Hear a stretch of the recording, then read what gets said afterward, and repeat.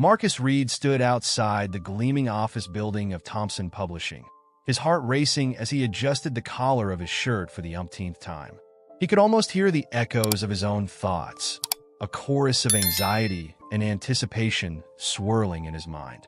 Today was the day he would finally present his manuscript to Claire Thompson, the renowned editor whose name was synonymous with success in the literary world.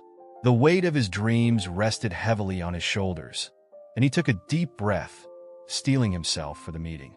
As he entered the office, a wave of cool air brushed against his skin, contrasting sharply with the heat of his nerves. The walls were adorned with framed book covers, many of which featured the names of authors he admired. Claire sat behind a sleek, modern desk, her brow furrowed in concentration as she reviewed a manuscript. She looked up, her expression shifting from focus to a polite smile. "Marcus, right? Please, have a seat." Claire gestured to a chair across from her. Her voice was smooth, yet Marcus could sense the professionalism that accompanied it, as if she had perfected the art of keeping a distance. "Thank you for meeting with me," Marcus replied, his voice steady despite the flutter in his stomach. He placed his manuscript in front of her, the pages neatly bound, each word a piece of his soul laid bare. "This is my story, echoes of the past. It's about my experiences growing up in a marginalized community." Claire nodded, her eyes scanning the title page, but her expression remained unreadable. "I appreciate your passion, Marcus. Let's see what you've got." She began flipping through the pages, her eyes darting across the text. Marcus held his breath, waiting for signs of approval or interest. After a few moments, Claire put the manuscript down and leaned back in her chair. "I can see you've poured a lot into this, and I commend you for that. However," she hesitated, choosing her words carefully, "I have to be honest. I don't think it fits our current market." The word struck Marcus like a blow. "What do you mean?" "It's a story that needs to be told." He felt the heat rising in his cheeks, frustration bubbling beneath the surface. "It's about resilience, identity, and the struggles we face. Isn't that what literature is supposed to be about?" Claire raised her hand slightly, a gesture of both apology and authority. "I understand your perspective, but our publishing house is currently focused on certain themes that resonate more with mainstream audiences. It's nothing personal, I assure you." Her tone was firm yet sympathetic, but it did little to soothe Marcus's disappointment. "Nothing personal?" he echoed, disbelief etched across his face. "For many writers like me, that's the problem. It feels like we're constantly being told our stories aren't valuable enough, that they don't fit into some narrow definition of success." "I acknowledge that the industry has its biases," Claire replied, her voice softening. "But I can only publish what I can sell. It's a tough reality." Marcus nodded slowly, feeling the weight of her words sink in. The rejection felt like a door slamming shut, leaving him in the cold hallway of despair. "Thank you for your time," he managed to say, his heart heavy as he stood up to leave. Claire offered him a tight smile, but he could see the flicker of regret in her eyes. As he stepped outside, the bustling city felt more overwhelming than ever. He found himself at a nearby coffee shop, seeking solace in the familiar aroma of roasted beans. Jamal, his best friend, was already waiting for him at their usual table, his expression shifting from concern to curiosity as Marcus sank into the chair opposite him. "Dude, how did it go?" Jamal asked, leaning forward, eager to hear the news. Marcus sighed, running a hand through his hair. "She rejected me, said my manuscript doesn't fit their market." "Damn," Jamal replied, his voice laced with empathy. "I'm sorry, man, but you know this isn't just about you, right? It's about the whole system that keeps people like us from being heard." "I know," Marcus said, frustration bubbling to the surface. "But it still hurts. I thought this was my chance to break through, to share my story with the world." "Don't let it get to you," Jamal urged, his eyes blazing with determination. "You have something to say, and it's important. You'll prove her wrong. You have to keep writing." As Marcus stared into his coffee cup, he felt a flicker of resolve ignite within him. "You're right. I can't let this stop me. I have to write something even better, something that demands attention." With renewed determination, Marcus began to map out his next steps, even as doubts lingered in the corners of his mind. Writing had always been his refuge, a place where he could express his innermost thoughts and feelings.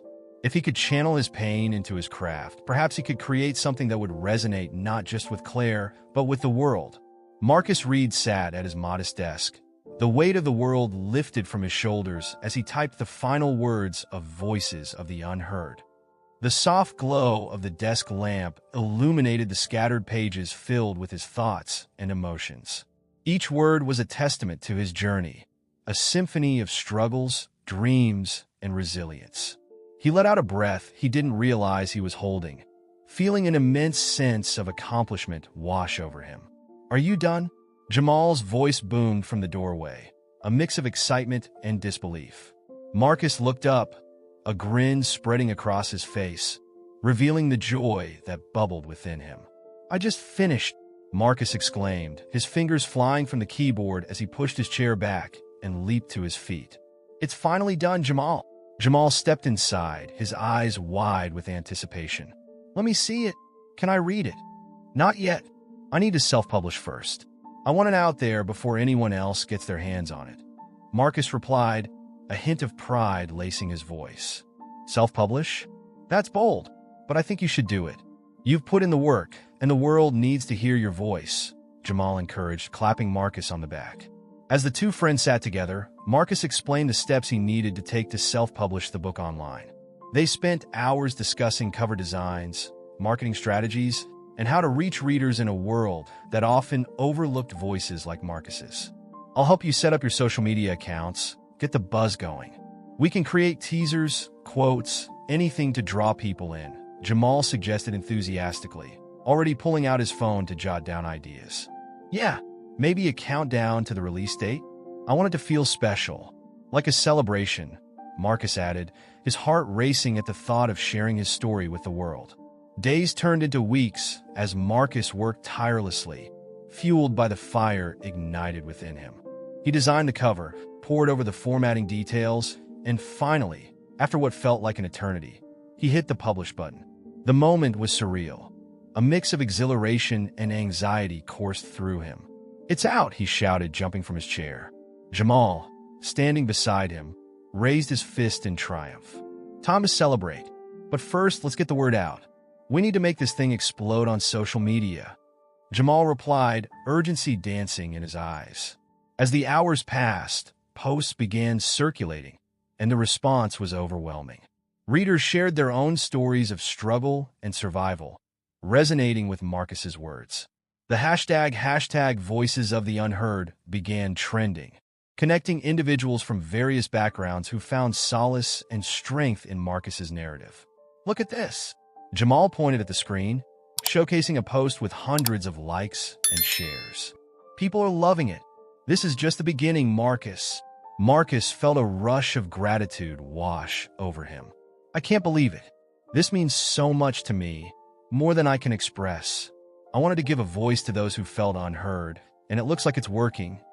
As the novel gained traction, local bookstores began reaching out, eager to feature Voices of the Unheard on their shelves. Marcus's heart soared with hope. Perhaps this was the validation he had long sought. "Marcus, we need to plan a launch event," Jamal suggested, his eyes gleaming with excitement. "A reading, maybe? We can invite local authors, community leaders, anyone who wants to support you." "Absolutely. Let's do it," Marcus agreed, enthusiasm bubbling within him. Meanwhile, across town, Claire Thompson, the editor who had initially rejected Marcus's manuscript, found herself scrolling through her social media feed. She stumbled upon a viral post about Marcus's book and felt her stomach drop. The comments were filled with admiration, praise, and stories from readers who connected deeply with his words. "No, not him," Claire whispered to herself, realizing the enormity of her mistake. She leaned back in her chair, the weight of her decision pressing down on her like a heavy fog. As she clicked through the posts, Claire's heart raced. She felt a mix of regret and determination. The very writer she had dismissed was now being celebrated, and she was left grappling with the realization that she might have overlooked a powerful voice in literature. "I have to make this right," she muttered, her hands trembling as she reached for her phone. ready to reach out to Marcus, hoping it wasn't too late. As the sun dipped below the horizon, casting a warm, golden hue across the city, Marcus Reed stood backstage at a local literary event, his heart racing with a mix of excitement and trepidation.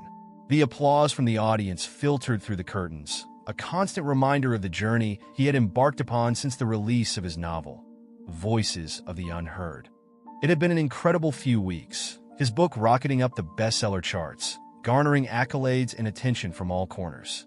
Yet, amidst the accolades, a shadow lingered, the memory of Claire Thompson's rejection. "Marcus, you're up next." Jamal's voice broke through his thoughts, pulling him back to the present. His best friend, ever the supportive cheerleader, clapped him on the shoulder. "You're gonna crush it, man.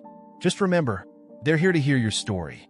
Taking a deep breath, Marcus nodded, mentally preparing himself. The stage lights dimmed slightly, and the announcer called his name, prompting an eruption of applause from the audience. Stepping into the spotlight, he felt the warmth of the lights and the palpable energy of the crowd. This was a moment he had dreamed of, yet it felt surreal. "Thank you, everyone, for that warm welcome," Marcus began, his voice steady despite the fluttering in his stomach. "I stand before you not just as an author, but as a young black man who has navigated the complex waters of the literary world. My journey is not just mine. It reflects the struggles of many marginalized voices that often go unheard." As he spoke, he could see nods of understanding and empathy in the audience. His words resonated with them, each sentence a thread weaving a tapestry of shared experience. "When I first submitted my manuscript, I faced rejection. Not just from Claire, but from a system that often overlooks the stories of people like me. Yet, that rejection ignited a fire within me. I realized that my voice mattered, and so do yours." The audience erupted in applause, and Marcus felt a surge of energy from their support. We all have stories to tell, and it's imperative that we create spaces where those stories can be heard. Writing is not just an art, it's a tool for change. It challenges norms, breaks barriers, and fosters understanding. As he continued, he shared anecdotes from his life, blending humor and poignant reflections. He spoke about his childhood in a marginalized community, the struggles his family faced, and the inspiration he drew from his surroundings. "I remember my grandmother telling me that every person has a story worth telling. Don't let anyone silence your voice, Marcus," she said. "And that's what I want to impart to all of you. Don't let anyone tell you that your story doesn't matter." After his speech, the audience stood and applauded, some even shouting words of encouragement. Marcus felt an overwhelming sense of validation wash over him. He was finally being recognized not just for his talent, but for the authenticity he brought to his writing. As he stepped off the stage, the rush of adrenaline still coursing through him, he was greeted by a familiar face, Claire Thompson. She stood there, a mixture of apprehension and determination etched on her features. "Marcus, can we talk?" He hesitated, memories of their previous encounter flooding back. "What do you want, Claire?" "I know I made a mistake," she said, her voice sincere yet tinged with nervousness. "I've been following your journey, and I'm truly sorry for dismissing your manuscript. It was a grave error on my part." Marcus crossed his arms, his heart torn between resentment and the desire for closure. "You dismissed me because of my background, Claire. Do you think I can just forget that?" "I understand why you feel that way," she replied, her eyes searching his. "I've been grappling with my biases and the systemic issues within the industry. I want to make it right. I want to help amplify your voice. Your story deserves to reach a wider audience." Marcus studied her, weighing her words carefully. The sincerity in her eyes was undeniable, but the scars of rejection ran deep. "And why should I trust you now?" "Because I believe in your work," Claire said, her voice unwavering. "I've seen the impact it's had on readers. I want to partner with you, not just to publish your book, but to advocate for more diverse voices in our industry." As Marcus absorbed her words, a flood of emotions washed over him. The journey had been fraught with challenges, but perhaps this was a chance for healing, for collaboration. Yet, deep down, he knew that trust was not easily earned. "Let's see if your actions match your words," he replied cautiously, his resolve firm. If you truly want to help, then show me. Claire nodded, her expression resolute. I will. I promise. As they stood there, a fragile truce began to form, one that held the potential for change, not just for Marcus, but for the many voices still waiting to be heard. Marcus stood backstage, the sounds of applause fading into a dull roar as he caught his breath after delivering a powerful speech about representation in literature. He felt a rush of adrenaline, a mix of pride and uncertainty flooding through him. The audience had been enraptured, and for a moment, he had seen their faces light up with recognition of their own struggles in his words. As he turned to leave the stage, he was startled to find Claire Thompson waiting for him just outside the curtain. Marcus, Claire said, her voice steady but laced with an undercurrent of anxiety. Can we talk? He hesitated, feeling the remnants of resentment bubbling just beneath the surface. The last time they had spoken, she had dismissed his manuscript, and now, after witnessing his rise to success, she was back in his life, seeking a second chance. What do you want, Claire? He replied, his tone sharper than he intended. I want to apologize, she said, her eyes searching his. What I said back then, it was wrong. Your work is remarkable, and I should have recognized that. Marcus crossed his arms, leaning against the wall. You didn't just dismiss my work, Claire. You dismissed me. I was pouring my soul into those pages, and you said it didn't fit your market. What changed? Claire took a deep breath, visibly struggling to find the right words. I've had a lot of time to reflect on my own biases since then. The industry it's complicated. There are pressures to conform, to cater to certain demographics, and I let that cloud my judgment. I'm sorry for not seeing your potential. Is that what this is about? Guilt? Marcus asked, his gaze piercing. Or, do you genuinely believe I can trust you now? I know I messed up, she admitted, her voice trembling slightly. But I've been following your journey, and I can see how much your story resonates with people. I want to publish your next book, Marcus. I want to help you reach an even wider audience. For a moment, silence enveloped them, the weight of their shared past hanging heavily in the air. Marcus felt the urge to reject her on principle alone, but something within him hesitated. The offer was tempting. It could open doors he had only dreamed of. Yet he couldn't shake the suspicion that her motives weren't entirely altruistic. You think you could just come back and fix this with a publishing deal? He challenged, his voice low. What about all the writers like me who are still struggling? What have you done to change the system that pushed us aside? Claire's expression shifted from defensive to earnest. I'm fighting from within. It's not easy, but I'm committed to advocating for more diverse voices in our catalog. I want to be part of the change, Marcus. But I can't do it alone. I need your voice, your story. The sincerity in her eyes caught him off guard. Perhaps there was truth in her words, a flicker of hope that they could work together to challenge the industry's status quo. Marcus sighed, running a hand through his hair. I don't know, Claire. Trust isn't something I can just hand over. Then let's take it slow, she suggested, her voice softening. We can collaborate without rushing into anything. I want to earn your trust back. Let me show you how committed I am to this. He studied her for a long moment, weighing her offer against the lingering bitterness of rejection. The idea of giving Claire a second chance was fraught with complications, but there was a part of him that recognized the potential for something greater. Fine, but know this. If I sense any insincerity, this conversation ends. I won't be another token project for you to showcase. Claire nodded, relief washing over her features. Thank you, Marcus. You won't regret it. I promise to fight for your vision. As they stood together in the dimly lit corridor, Marcus felt the weight of possibility pressing down on him. He was still guarded, but perhaps this collaboration could lead to something transformative, not just for him, but for others like him. A chance to rewrite their narratives and challenge the systemic barriers that had long kept their stories unheard. Let's see where this goes, Marcus said, finally extending his hand. Claire took it, her grip firm, and for the first time, he felt a glimmer of hope. They were stepping into uncharted territory, but the journey ahead was theirs to navigate together. As Claire and Marcus settled into their new partnership, the atmosphere in the publishing house was electric yet fraught with tension. The stark contrast between Marcus's authenticity and the corporate machine around them became increasingly apparent. During a particularly late night in Claire's office, surrounded by stacks of manuscripts and the flickering glow of the computer screen, Marcus leaned back in his chair, pinching the bridge of his nose in frustration. "Claire, I can't shake the feeling that they're not really on board with what we're doing. It's like they want to mold my story into something that fits their narrow view of what sells," he said, his voice heavy with concern. Claire glanced up from her notes, her brow furrowed. "I know it feels that way, but I promise you, we're working hard to ensure your voice remains intact." The higher-ups they're scared.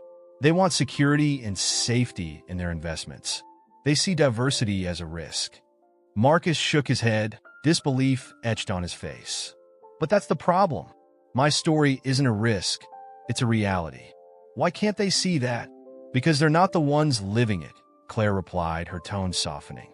"They're sitting in their ivory towers, disconnected from the very experiences you're writing about.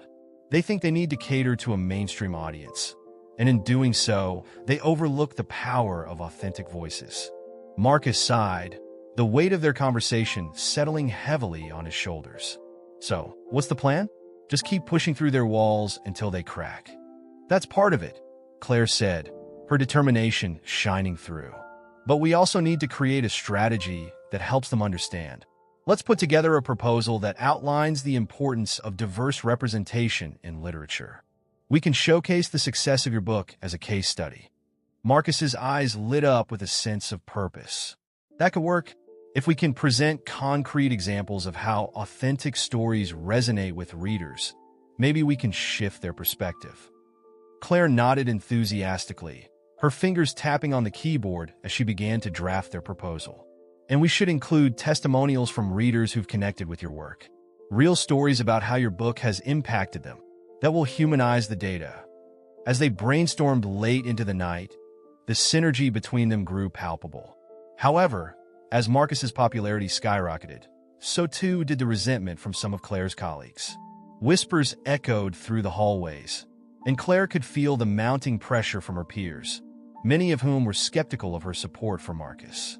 One afternoon, as they reviewed feedback from a recent book signing, Claire's phone buzzed incessantly with messages from her colleagues. She looked up at Marcus, her expression troubled. "I think I'm going to face some backlash for this," she admitted, her voice barely above a whisper. "What do you mean?" Marcus asked, curiosity piqued. "Some people don't believe in your success. They think I'm wasting resources on a niche market when we could be focusing on what they call safe bets." Claire's frustration was evident. "It's infuriating. They're so focused on numbers that they can't see the bigger picture." Marcus leaned forward, his tone earnest. "You can't let them deter you. We have to stay true to what we believe in. If they want to undermine us, that's their issue. We're here to write a new narrative." Claire smiled at his unwavering resolve. "You're right. I'm not going to back down. Together, we'll fight for what's right." The fire in her eyes mirrored the passion Marcus felt in his chest. But as the weeks passed, the tension between Claire and her colleagues became more pronounced. Casual conversations turned into confrontations, and the whispers grew louder. Marcus could sense the unease surrounding Claire, and he knew their fight was about to intensify. One evening, after a particularly heated meeting with the editorial board, Claire stormed back into her office, visibly shaken. "They're not just pushing back. They're actively trying to undermine our work," she said, slamming the door shut behind her. "Claire, what happened?" Marcus asked, concern flooding his voice.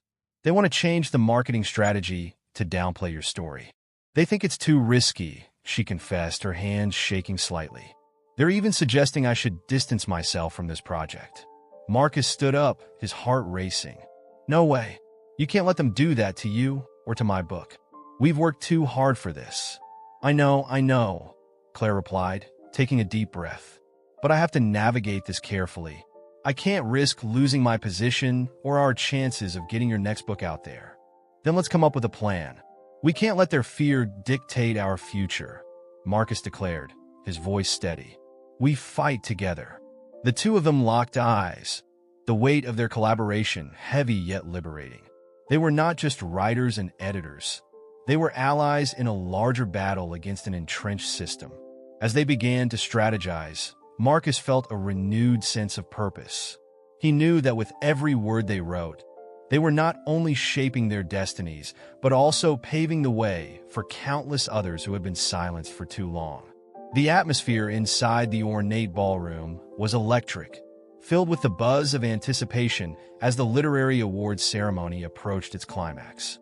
Marcus Reed stood off to the side, dressed impeccably in a tailored suit that hugged his frame just right.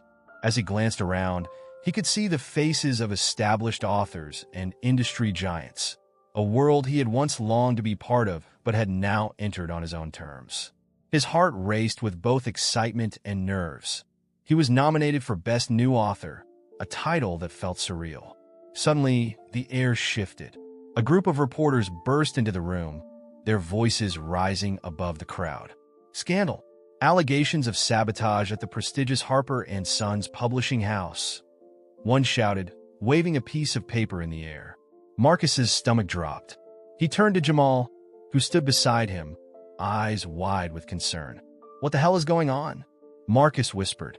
Before Jamal could respond, Claire Thompson, Marcus's editor and ally, rushed toward him, her expression a mix of determination and dread. Marcus, we need to talk. Now, she urged, leading him away from the gathering crowd. The tension between them was palpable, but she kept her voice low, urgency coloring her words. I just got word that my bosses were involved in a plot to undermine your success. They've been spreading rumors, trying to diminish your impact and make you look like a trend instead of a genuine voice. Marcus's mind raced. How could they? I thought we were past this. He felt the anger bubbling beneath the surface. The very people who had once dismissed his work were now trying to erase him entirely. Do they really think they can just silence me? Claire nodded, her eyes filled with a fierce resolve. We need to expose them, Marcus. This isn't just about you. It's about every voice they've tried to silence in this industry. Expose them how? Marcus asked, his mind racing. I can't just go up there and shout it out. They'll bury me. Claire took a deep breath. We gather the evidence. I have some contacts who can help. We can't let this go unnoticed. As the ceremony continued, Marcus felt a wave of determination wash over him. He wouldn't allow them to rob him of his success, nor would he let them continue to perpetuate a system designed to keep marginalized voices down. He and Claire quickly strategized, formulating a plan that would bring the truth to light. Moments later, the announcer called for the nominees for Best New Author. As Marcus's name echoed through the ballroom, he felt the weight of the moment. He stepped forward, heart pounding, and accepted the award amidst a sea of applause. Yet, the victory felt hollow as he glanced back at Claire, who nodded subtly, encouraging him to stay focused. Then, in a bold move, he took the microphone once the applause subsided. Thank you for this honor, he began, his voice steady despite the turmoil brewing within.